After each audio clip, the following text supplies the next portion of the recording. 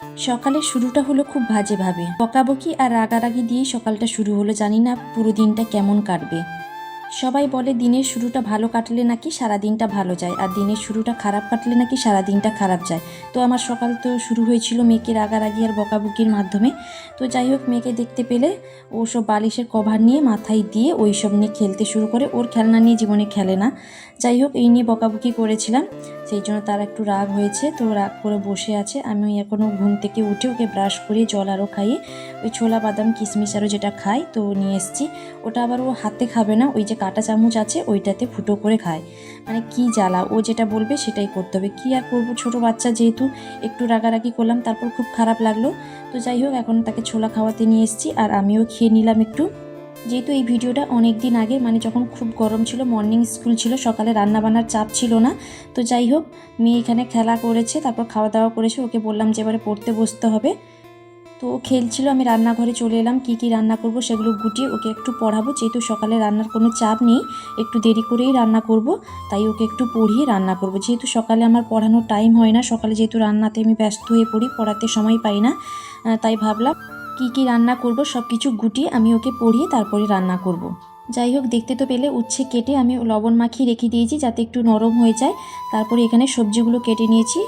পুঁই শাক তো আমার খুবই প্রিয়, মানে আমার খুব ভালো লাগে খেতে। আর সবজিগুলো কেটে নিয়েছি, আলু বেগুন কুঁদরি আরও কেটে নিয়েছি, সেটা একটা তরকারি করব।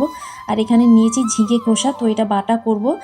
তো এই বাটাটা আমি বিয়ের পরে একদমই করিনি, বিয়ের আগেও করিনি, কিন্তু খেয়েছি। তো আমার বড়দি করতো, তো খেয়েছিলাম একবার না দুবার। তো বিয়ের পরে তো করি না, কারণ শ্বশুরবাড়িতে এগুলো তার কেউ খায় না, সেই জন্য আমি করিও না। তাই ভাবলাম আজকে একটু করি। তো এখানে সব কিছু গুটিয়ে নিয়েছি, কী রান্না করব। আর একটা ঝিঙে আলু দিয়ে একটা তরকারি করব, কুঁদরি ভাজবো, আর এই যে ওই বাটাটা করব। তো সব কিছু গুটিয়ে আমি চলে এলাম একটু মেয়ের কাছে। তো ওকে একটু পড়াতে বসাবো, পড়াতে না বসালে কিন্তু ও পড়তে চাইবে না। আর ওর কপালে দেখো কি একটা স্টিকার পেয়ে মাথায় লাগিয়ে দিয়েছে। তো আমি সেটাই বলছিলাম, ও নিজের জিনিস কোনো দিনও নিয়ে খেলা করবে না, শুধু আমি যেগুলো জিনিস গুটিয়ে রাখবো ওইগুলো জিনিস নিয়ে টানাটানি করে খেলা করে। তো আমার তো রাগ একটু হয়ে যায়, যেহেতু আমি জিনিস গুটালাম তো ও টানতে শুরু করে দিবে। তো যাই হোক, এখন আমি সবজি রান্নাটা করব। ওকে একটু পড়িয়ে চলে এসেছি, তারপর পড়াতে দিয়ে এসেছি। তো বসছে পড়তে, মাঝে মধ্যে খেলছি, কিছু তো করার নেই, না বসলে বাচ্চারা তো পড়তে চায় না। তো এটা কোনো একদিন শনিবারের ভিডিও, তো সেদিন তো আমাদের নিরামিষ হয়। তো নিরামিষ রান্না হবে, পেঁয়াজ দিনই 5 ফোড়ন দিয়ে লঙ্কা দিয়ে তরকারিটা আমি বসে এখানে দেখতে এলাম মেয়ে পড়ছে কিনা। তো মাঝে মধ্যে দেখতে যাচ্ছি মেয়ে পড়ছে কিনা, আর মাঝে মধ্যে এখানে রান্নাতে এসে হাত লাগাচ্ছি। আমি এখন যেসব লং ভিডিওগুলো পোস্ট করি সেগুলো কিন্তু আমার অনেক আগের ভিডিওগুলো, এখন শ্যুট করা নয়। এই ভিডিওগুলো অনেক আগের গ্যালারিতে জমা ছিল, তাই এখন আমি এডিটিং করে পোস্ট করছি। যাই হোক, সবজি তরকারিতে যেহেতু নিরামিষ পেঁয়াজ পড়েনি, তাই ভাবলাম একটু সর্ষে বাটা করে দিই। তো একটু সর্ষে বেটে আমি দিয়ে দিলাম সবজি তরকারিতে।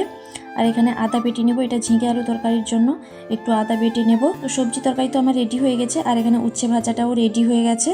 এই সবজি তরকারিতে আমি কাঁঠালের বীজ দিয়েছি। জানো তো, এই কাঁঠালের বীজ খেতে আমার কিন্তু খুব ভালো লাগে। ওই বিশেষ করে ওই পুঁই শাকের তরকারিতে দিলে আমার খুব ভালো লাগে খেতে। তো এখানে তো আমাদের কাঁঠালের বীজ নেই, তো বাজারেও তো পাওয়া যায় না, তাই আমি শাশুড়ি মাকে বলেছিলাম। তো বাড়িতে কয়েকটা ছিল, তো দিয়ে পাঠিয়েছিল। হাজব্যান্ড বাড়িতে গেছিলো, দিয়ে পাঠিয়েছিল। শ্বশুর বাড়িতে কাঁঠালের গাছ আছে, কিন্তু কেউ পাকা কাঁঠাল খায় না, আর কাঁচা কাঁঠালও কেউ রান্না করে খায় না। তো আমি গেলে বাড়িতে মাঝে মধ্যে একবার রান্না করি, আর আমি কিন্তু খেতে ভালোবাসি। আমি এখানে দুবার মতো করেছিলাম, কিন্তু শ্বশুরবাড়িতে একবারও হয়নি কাঁঠালের তরকারি। তো যাই হোক, পাকা কাঁঠাল তো কেউই পছন্দ করে না, আমার হাজব্যান্ড আমি একদমই খাই না, সেই জন্য আর কাঁঠালের বীজও পাওয়া যায় না। তাই শাশুড়ি মাকে বলেছিলাম, তো বাড়িতে কয়েকটা মনে হয় খেয়েছিল, শ্বশুর মনে খাই পাকা কাঁঠাল খেয়েছিল, তো কয়েকটা বীজ ছিল সেটা দিয়ে পাঠিয়েছিল। তো এখন তো আমার রান্নাবান্না সব কমপ্লিট হয়ে গেছে, এখন বাসন টাসন মেজে নিয়েছি। তারপর দেখো, বাসন আরও মাজার পরে আমার অবস্থা, গরমে পুরো ঘেমে গেছি। মানে এটা যেহেতু গরমের ভিডিও, মানে অনেক আগের ভিডিও ছিল, তাই খুব খিদা পেয়ে গেছিলো। রান্নাবান্না করে একটু ছাতু করে খেয়ে নিলাম লেবু আর লবণ দিয়ে। তো যাই হোক, এখানে এক থালা আম কেটে ফেলেছি। তারপরে দেখো আকাশটা, তো এটা আমার রান্নাঘরে জানালা দিয়ে ভিডিওটা করছিলাম, মানে মেয়ে উঠেছিল, বাতাস হচ্ছিল। তো মেয়ে বলছিল মাম্মাম ভিডিও করো না, মোবাইল পড়ে যাবে বাইরে, যেহেতু আমি উপরে থাকি, তো জানলা দিয়ে ভিডিওটা করছিলাম। তো যাই হোক, এখন আমি চান আরও করে চলে এসেছি, কিছুটা কাপড় কাচার ছিল সেগুলো কেচে চান করে চলে এসেছি। এখন পুজোও দিয়ে দিয়েছি, এখন খেয়ে ছাদে কাপড় শুকাতে যাব।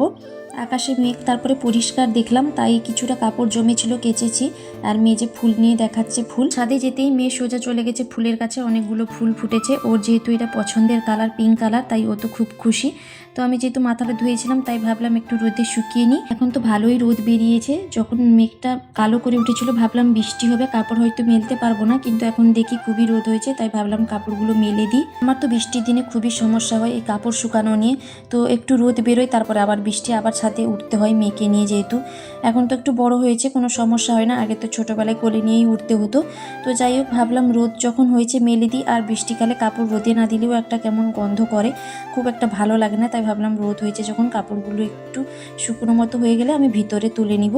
ওর তো মেললাম, কিন্তু মাঝে মাঝে আবার মেঘ করছে তাই ভয় লাগছে যে কাপড়গুলো আবার ভিজে না যায়, তুলতে যদি না পারি তো ভিজে যাবে। তাই ভাবলাম রুমে তালা দিয়ে এসে মেয়ে যেহেতু ছাদে খেলা করে একটু ছাদে বসি। একটু কাজবাজ প্রায় শেষ হয়ে গেছে তাই তো অসুবিধা নেই, তাই একটু ছাদে বসলাম। তো ভিডিওটা এখানেই এন্ড করছি। কেমন লাগলো সবাই অবশ্যই কমেন্ট করে জানাবে, ভালো লাগলে একটা লাইক কমেন্ট করে দিবে। আজকের মতো টাটা।